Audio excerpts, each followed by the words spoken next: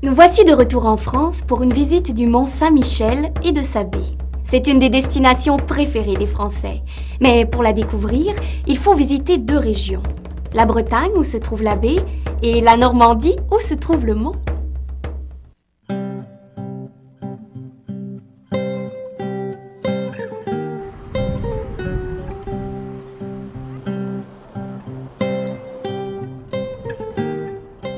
En Normandie, aux portes de la Bretagne, se trouve ce que certains appellent la 8e merveille du monde, le mont Saint-Michel.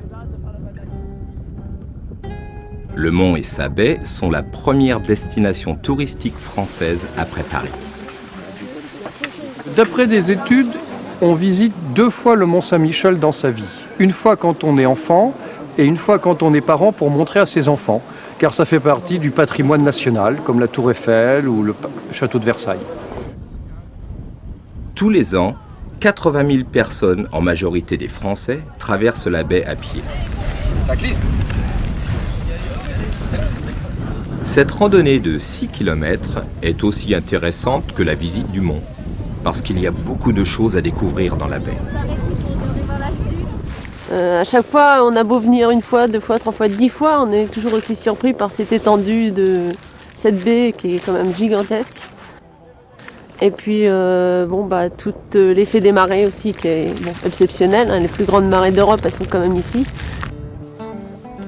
En effet, c'est dans la baie du Mont-Saint-Michel qu'on trouve les marées les plus fortes et les plus rapides d'Europe. Ici, l'eau monte à la vitesse d'un cheval au galop et peut recouvrir la baie en moins d'1 heure. Un guide est donc indispensable pour faire la traversée.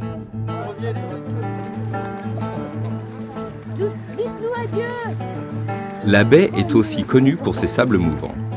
De nombreux touristes ont été pris par surprise.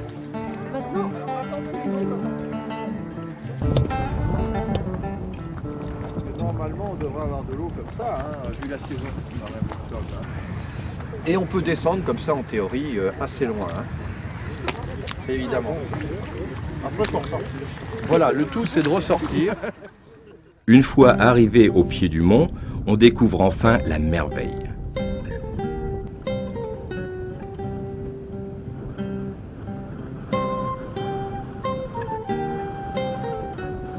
À l'intérieur des remparts, on a l'impression de revenir au Moyen Âge, près de 800 ans en arrière.